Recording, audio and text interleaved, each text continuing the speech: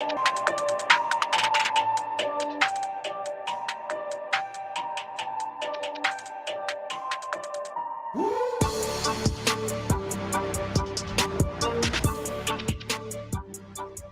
right, everybody, welcome back. This is the Horn Takes podcast. Your very rough around the edges Texas sports talk destination. I'm your host, Sean Redfern. It's Longhorn Friday, and I love Fridays all the time, but I especially love a good Longhorn Friday. It's been 2 weeks since we got to see the Texas Longhorns take the field, just about 2 weeks. Excited to see them get back out on the field. Excited to see how this team responds to some adversity. Disappointing loss. I'm excited to see just how the coaching staff and the players respond to what we just had 2 Saturdays ago up at the Cotton Bowl. It's bye-bye to Cougar High one last time. Maybe. We thought it was bye-bye to Cougar High a long time ago. We'll have our Trace Otra games picks today because it's Prediction Friday. I have Sean's 4 big questions of the game, 4 keys in a prediction. You would think that the keys to the game would mirror the 4 big questions, but they don't. Check us out on Twitter, TikTok, and YouTube at Horn Takes. You can listen to the podcast at horntakespodcast.buzzsprout.com or anywhere you listen to podcasts. Trace Otra games week 8. Pretty good slate this week. Some tough games to pick, I think. But we tried it anyway. We're putting our 11-10 record on the line. Number 7, Penn State at number 3, Ohio State. Surprised this is an 11 a.m. kick on Fox. I guess the way the Big Ten contract is, Fox can scoop them up first, and they scooped them up and put them at 11. Ohio State's a 4.5-point favorite in this game. Last time I looked. You look at this game, and finally it looks like these two teams have somebody to play. I know Ohio State. Had a game with Notre Dame. I know that game came down to the wire. I know Notre Dame just beat USC. I just don't think I think Notre Dame is a good football team, but I don't think they're like an elite level football team. And you look at Penn State's schedule, and they just really, really haven't played anybody. They've been killing everybody, but they haven't really played a tough team. So this will certainly be a test for Penn State, and it's another opportunity for the Ohio State Buckeyes to, prove they're still an elite program. They haven't looked as good this season early on as they've looked in the past. Breaking in a new QB, that's always hard. I think there's a couple questions in this game for me. The first one's, is Penn State ready for the big time? This has been a long rebuild type deal for Penn State. They've had some disappointments. They've had some teams that people thought were going to be really good. And it hasn't always panned out for them. But right now it seems like they've got a pretty good roster. They got a good coaching staff. It seems like they're kind of right there on the cusp to get to where they want to be. This is the type of game they got to go win.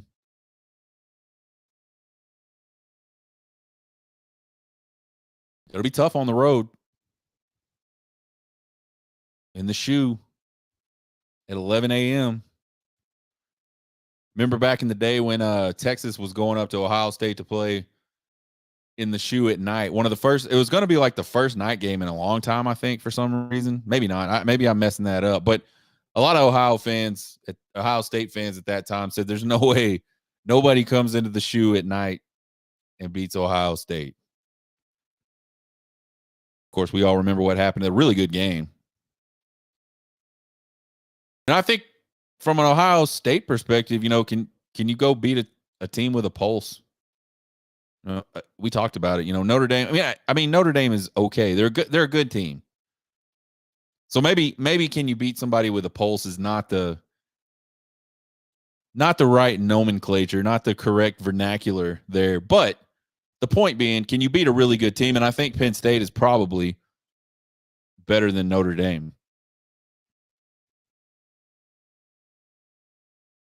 The rest of Ohio State's schedule to this point is just kind of like refried dog shit. It's not good at all. So I think this will be a big test for both of these teams. The defenses on both of these teams are just absolutely statistically amazing. I mean, they're like in the top 5 in almost every major category. Neither of the offenses is statistically amazing, which kind of surprised me. You look at the points they score, especially Penn State. I got to figure Penn State's getting some defensive scores or just pinning people back so deep with their defense that they're getting really good field position, because offensively the numbers just don't look great, but they're scoring lots of points. Penn State, I think, is the only team in the country defensively that's holding opponents to under 200 yards of total offense per game. That's pretty salty.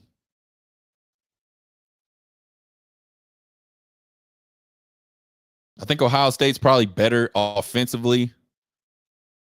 This game is at home for Ohio State. Those wide receivers at Ohio State, they're just bound to break out and make some noise, right? They're probably the best wide receiver group in the country.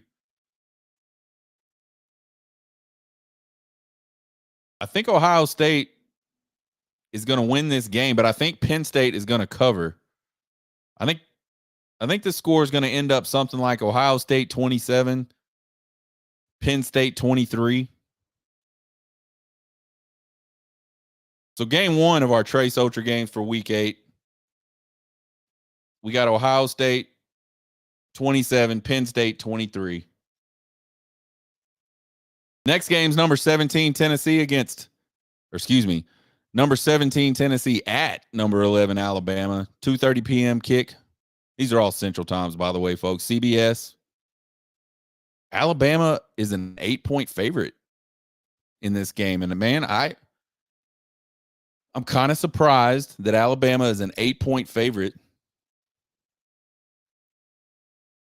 They've struggled offensively. The defense has been good.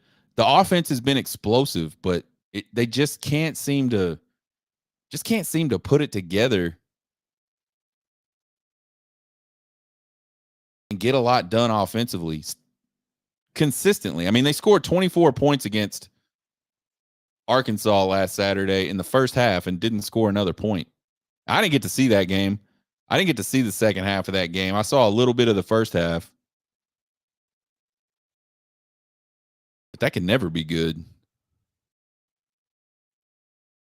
Found a pretty funny clip last year, and it was after this game took place last year. So I saved it and I wanted to play it, man. This is some pretty good stuff by an Alabama fan about how they feel about Tennessee.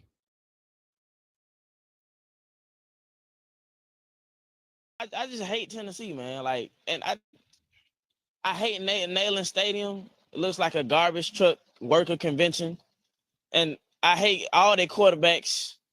I hate Tennessee, man. Describe what you feel about their colors too. I thought that was interesting. It reminds me, and it's not that orange that you can stand. See, I hate Tennessee more than I hate Auburn.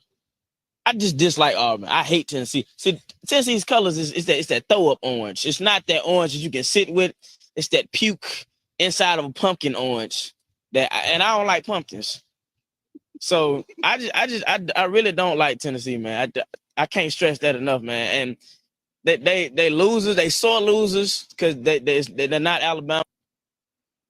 So that guy really, really, really hates Tennessee. I'm surprised to hear an Alabama fan say he just dislikes Auburn, but he hates Tennessee.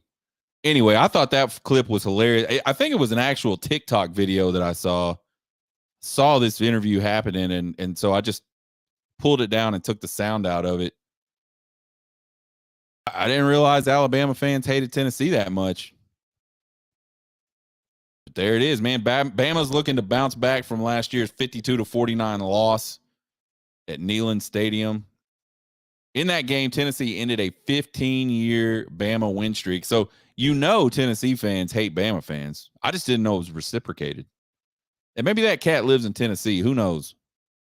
Maybe he has to put up with that shit all the time, listening to Tennessee fans every single year, run their mouths.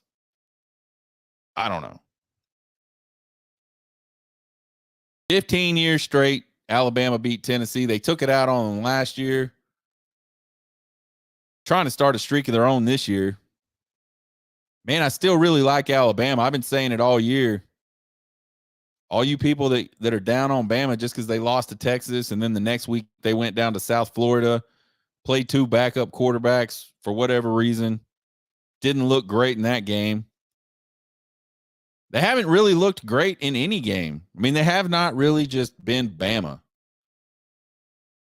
I think it was Middle Tennessee State they played the first game of the season. They look like Bama in that game. But they just really haven't looked like that. But I still think they're a super talented roster, man, and they've still got Nick Saban. And the other thing you got to think about, folks, they got 2 brand new coordinators. And one of them, I'm just going to be honest, is terrible. That guy from Notre Dame, man, I don't know what the landscape looked like at the time Nick Saban made that hire. Not a fan of that hire if I'm an Alabama fan whatsoever at the time. And now that I'm seeing it unfold every Saturday, I'm really, really not happy with that hire. If I'm a Bama fan, I don't think this kid will be at Bama next year. You know what? Maybe he is. Maybe Nick Saban, for continuity's sake, keeps him around. I think it depends on how the season unfolds. They're starting to come into a stretch in the season where they've got some tougher games. See how they do, how they come out on the other side of all that. I think that will determine whether this Reese kid, I call him a kid. He looks like a kid to me. I don't know how old he is.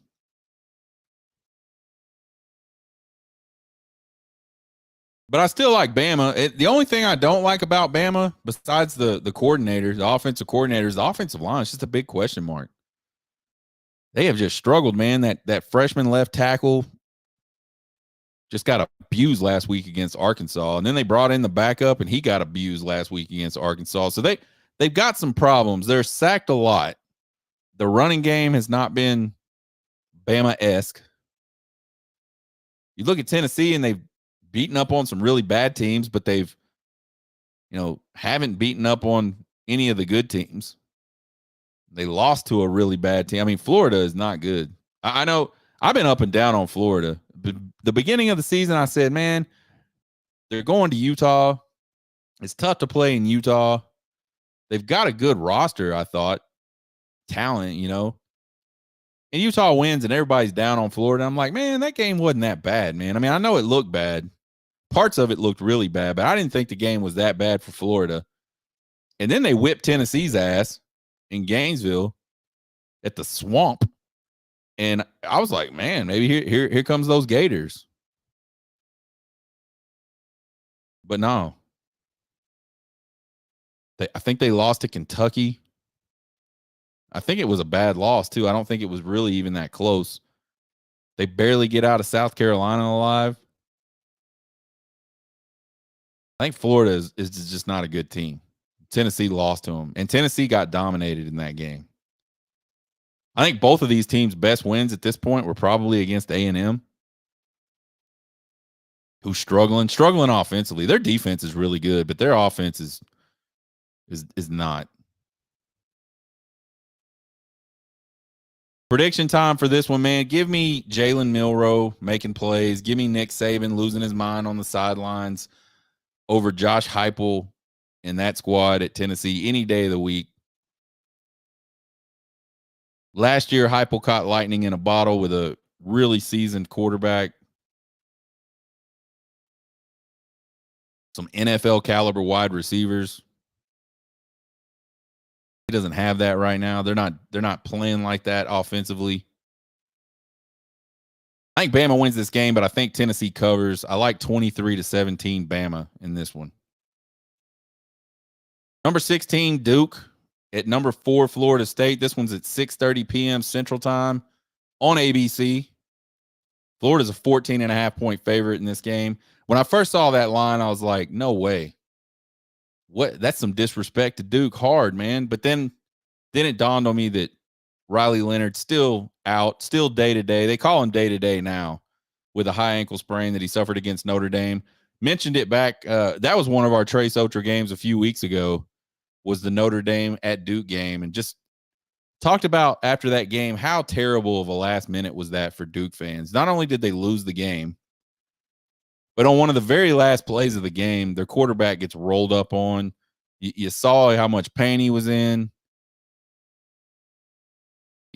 Just really I knew he's going to be out. I knew that's what it was. I knew it was a high ankle sprain. And those are tough to come back from, man. I know they're calling him day-to-day. If he plays, he's going to be limited. Running is a big part of his game. He hurt Notre Dame in that game. He hurt Clemson earlier in the season with the run.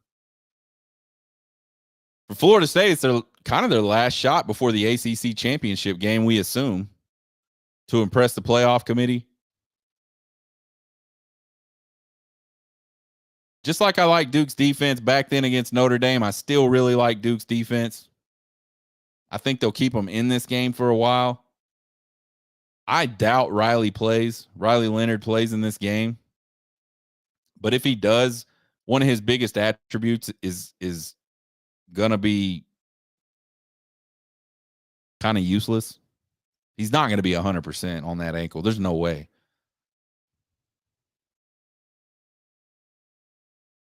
So I think the Duke defense does enough to keep it close for a while, but I think Florida State's offense is just going to be too much. I think they're going to roll in this game. I got Florida State 31-13. Now on to Texas at number 8, Texas at the Houston Cougars this Saturday. That one kicks at 3 p.m. on Fox. I got some big questions. For this game, just like I do for every game. Does Texas bounce back mentally, emotionally, and physically from that Red River shootout loss? The coaching staff saying all the right things. Steve Sarkisian saying all the right things. The team's focused. We've had good practices. The team's angry.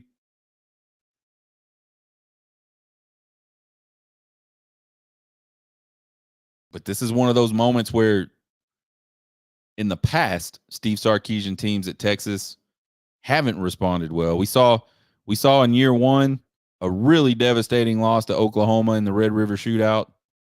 Huge lead, gets picked away. They end up losing it in overtime.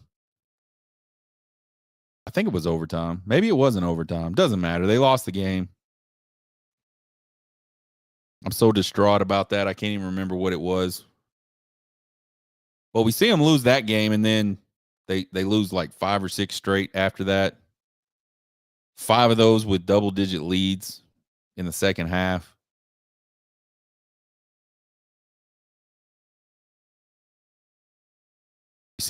We see Texas beat Oklahoma last year and then struggle with Oklahoma State.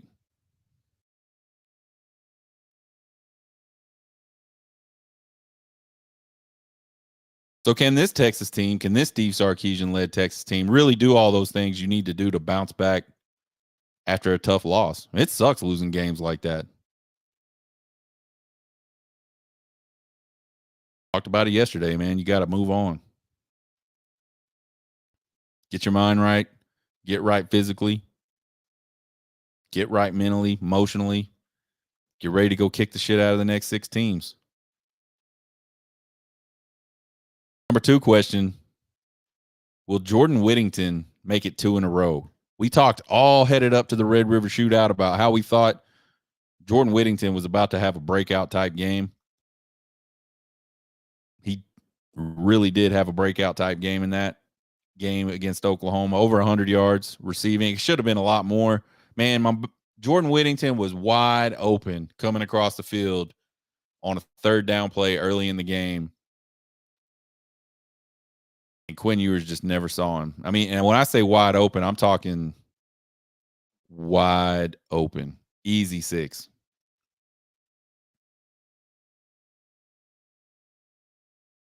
These defenses have all their attention on Xavier Worthy, Adonai Mitchell, JT Sanders.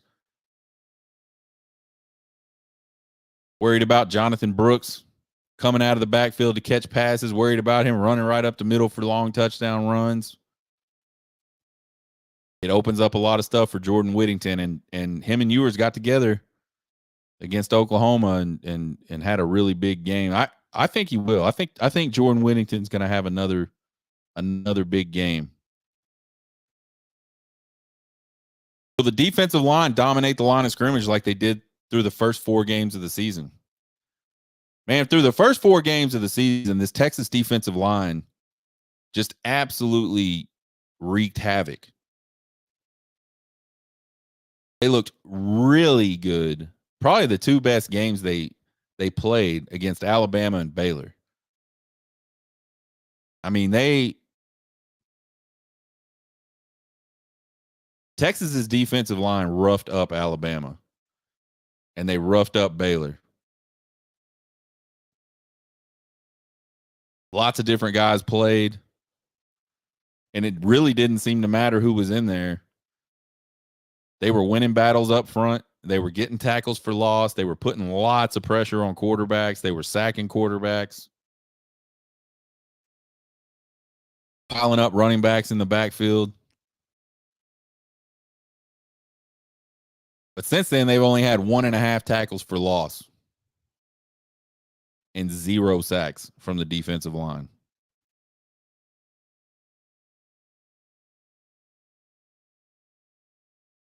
I don't know if it's injuries. I don't know if it's fatigue. Maybe they're just coming back down to earth. But the Texas defense was really dominant in those first 4 games, especially. They were pretty dominant against Kansas. But the defensive line didn't play as big of a role in that dominance as it had the first 4 weeks of the season.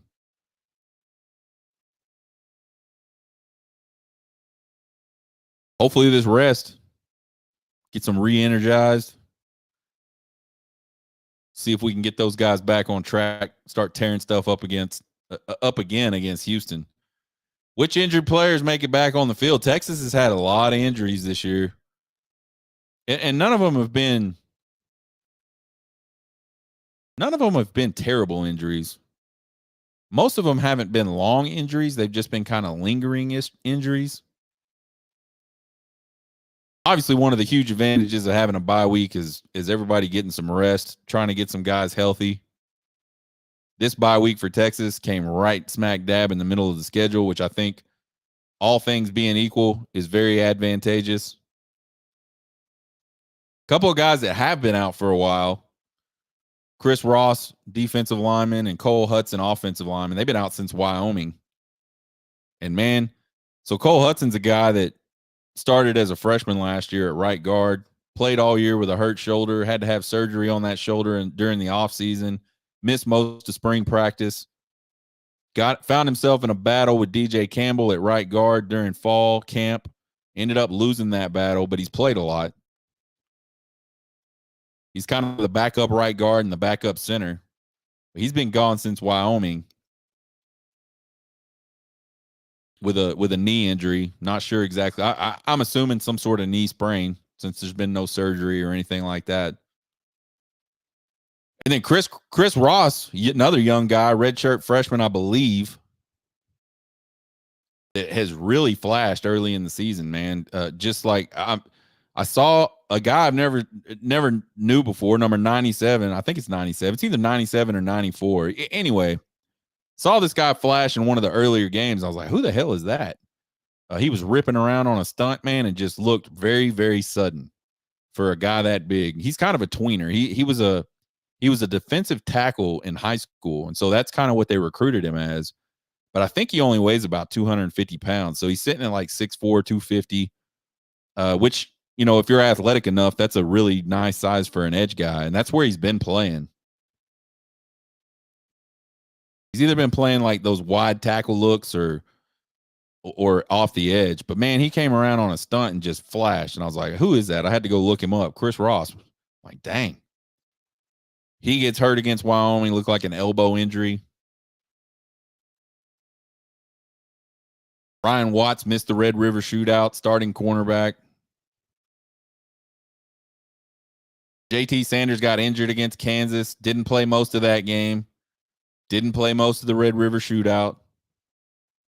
Then you got Jake Majors, the starting center, got hurt in the Red River Shootout, which forced us to play a third string center that's taken 14 snaps in his career at Texas. He's a redshirt freshman. He played most of the game in the Red River Shootout. According to Sark, they all practiced this week. So that's a good sign. But he did say some of them will be game time decisions, which leads me to believe that there's some they're just not confident about.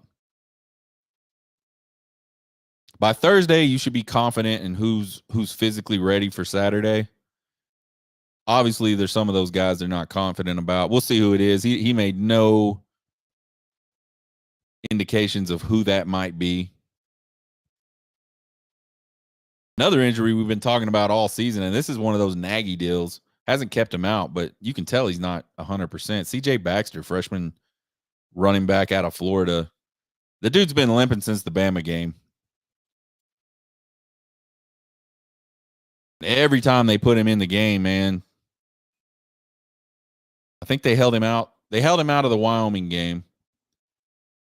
And then the second he went in the Baylor game, he ran the ball one time, didn't look great, didn't look smooth. Got up hobbling. And so he runs out on the field for his first carry looking okay every single time, every single first carry, he's hobbling. So get this kid 100%. I understand why you want to play him. He's a talented guy. Depending on which group you're looking at, he was the best running back in the country last year coming out of high school. So I get why you want to play him. But if you ain't 100%, let's sit him. Let's let Jaden Blue get some carries. People forget Jaden Blue was a 5-star out of high school. Well, he was rated as a 5-star as a junior, and he didn't play his senior year for some reason. I think maybe COVID. I think he opted out of his senior year because of COVID. And that dropped him down to a 4-star. Probably rightfully so, but he's got talent.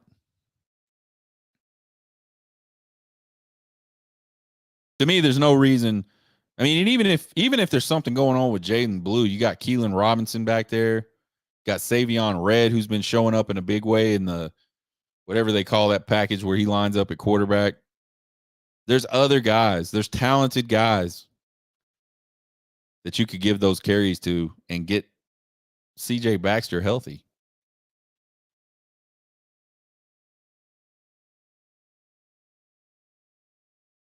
So the 4 questions to recap. Does Texas bounce back mentally, emotionally, and physically from that Red River Shootout loss? Will Jordan Whittington make it 2 big games in a row? That's question 2. Question 3, will the defensive line dominate the line of scrimmage this last half of the season like they did through the first 4 games of the season, starting with these Houston Cougars on Saturday? And which of the injured players that have been naggy, beat up, nicked up, a couple of them long-term injuries, which of those guys does Texas get back after the bye week? 4 keys and a prediction, Houston Cougars edition. Number 1, Texas got to put in 4 quarters of football. Texas's roster is better. Texas's coaches are better. Texas's uniforms are better. Texas's mascot is better. Texas's band is better. Texas's fans are better. The team just needs to show up, be present, and be focused for 4 full quarters. If you look at this season, they've really only done that one time. And that was that Alabama game. We talked earlier this week about Texas, the perception that they play down to their competition. And the flip side of that is they play up to their competition as well. Coming into this season, knocking off Bama was a big deal for the University of Texas Longhorns. One of them games that's circled on the calendar, right? They knew they were going on the road. They knew it was going to be a crazy, wild, hostile environment, and they showed up and they played 4 full quarters because they had to.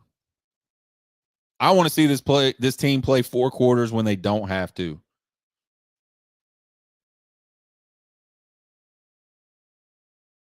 I want to see this team dispel this perception that they played down to their opponents.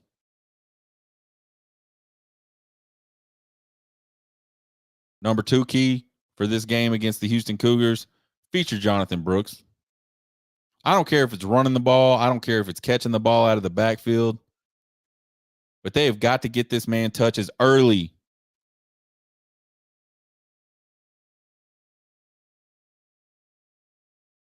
Let the offensive philosophy be everything runs through Jonathan Brooks. And then everything else just takes care of it. So you get everybody focused on Jonathan Brooks, Xavier Worthy, Adonai Mitchell, JT Sanders, Jordan Whittington is going to have a field day down the field.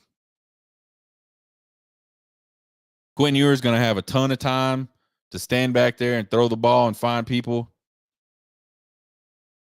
If you guys will just start and feature Jonathan Brooks. He's the catalyst for this offense, folks. When he's in the game, the offense works. When he's not in the game, the offense doesn't work. Been seeing it for 6 games. It's not a coincidence. Key number 3, they got to get to Donovan Smith before Donovan Smith gets to them. The front 7 needs to be all up in Donovan Smith's face from the very first snap of this game.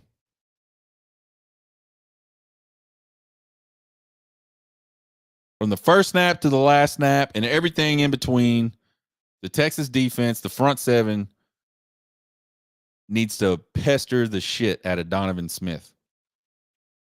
Donovan Smith needs to be having nightmares about icy white uniforms and those burnt orange Longhorns tattooing his ass all game long tomorrow afternoon.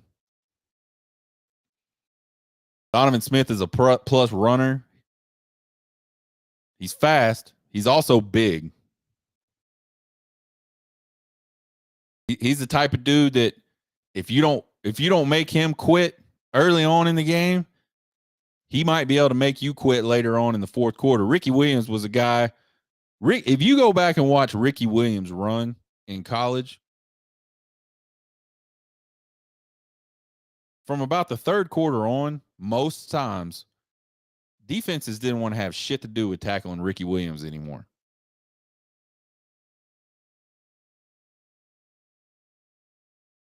And I know Donovan Smith's not a running back, and I know he's not a Heisman Trophy guy. Just saying, he's a big dude. He's the type of guy that could frustrate a defense in the third and fourth quarter of games.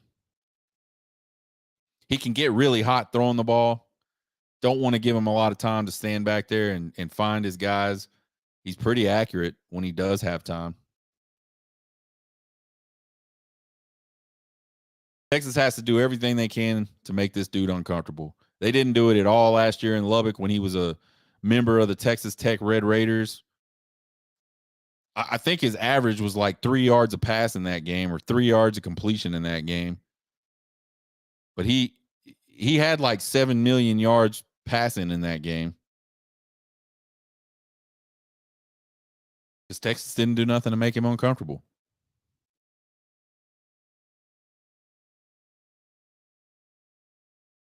Fourth key of the game, Texas got to protect Quinn Ewers.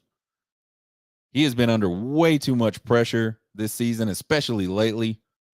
He's been sacked 14 times this season. Half of those came in the last 2 games, including 5 of them in the Red River Shootout.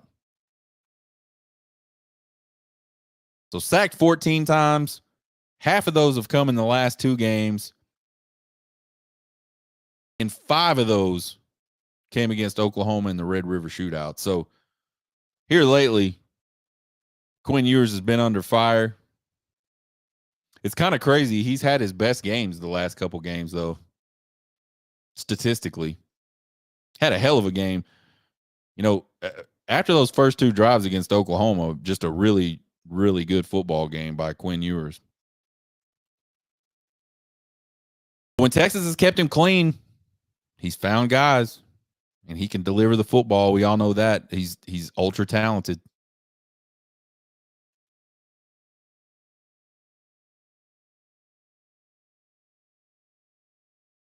Put in 4 quarters of football. Feature Jonathan Brooks offensively. Get to Donovan Smith before Donovan Smith gets to you. Protect Quinn Ewers. That's the 4 keys to the game for the Texas Longhorns this Saturday against the Houston Cougars. Prediction time. I think Texas got pretty healthy over the bye week. I think Texas is probably mentally back in sync after this bye week. I think Texas is focused on these final 6 games. Texas is going to be too much on both sides of the line of scrimmage for Houston. I think Texas is going to win this game 42-17. Random college football thoughts. These NCAA coaches have started to lose their damn minds. And maybe they've always lost their damn minds. But with the advent of social media, it's just gotten worse and worse. Shane Beamer, after the loss to Florida, kicks a Gatorade bucket and breaks his foot.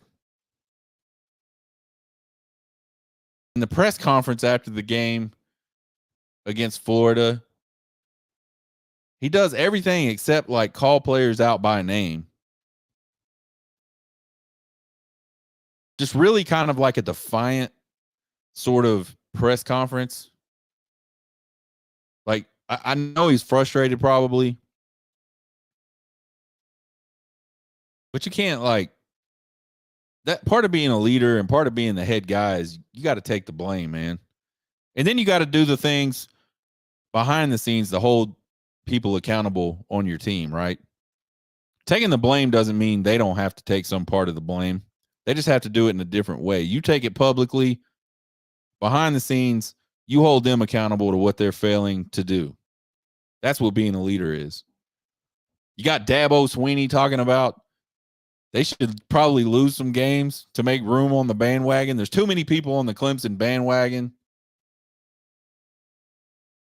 And you're either with us or you're or against us. And if you're against us, just get the hell off the bandwagon. If you don't have nothing positive to say about Clemson football, if you're upset about the trajectory of the program and the trajectory of this season, just get off the bandwagon.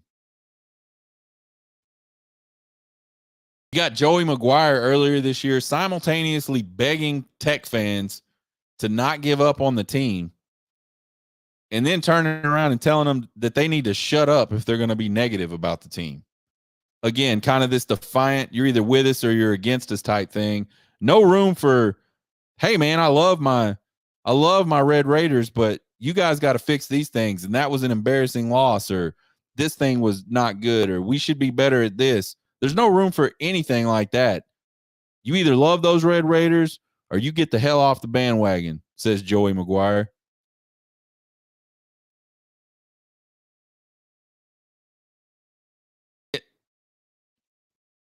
Shit like this is exactly why coaches should not be worried about what fans are tweeting or what fans are saying on message boards.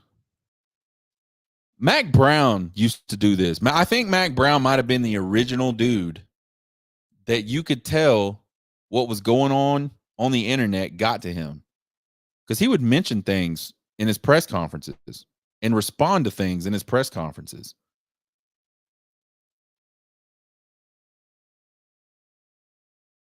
The internet is a cesspool, especially amongst sports fans. It is a 100% toxic environment. I'm part of it, and I love part of it. I love most of it, but even some of it is too toxic for me.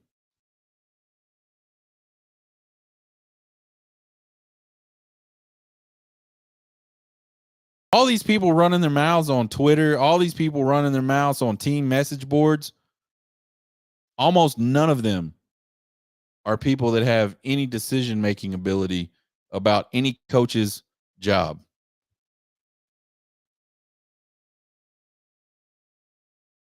So why are you reading that shit? And why do you care about that shit?